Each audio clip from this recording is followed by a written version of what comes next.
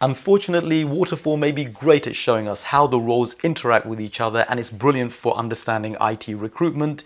But as time went on, we as an IT community rapidly learned that sticking strictly to this project lifecycle really had its own inherent weaknesses. And so over the last 4 decades, we've slowly weaned ourselves off just using the waterfall.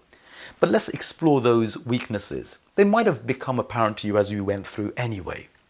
Firstly, have you noticed that users don't play a huge part in this creation process in waterfall? They come in at the beginning, and in some waterfalls, the strict ones, they come in towards the end, but they've not really had a presence all the way through. And this is a huge issue because there is very little scope for change halfway through. What if the users had changed their mind? What if market conditions had changed and their needs had changed? So the waterfall is a very rigid and sequential way of working. You have to do one thing before you get on to the next thing. And in fact, if you get that one stage wrong, it could have an impact and magnify as you go down the waterfall. And we realized this as time went on, that there was no reverse direction.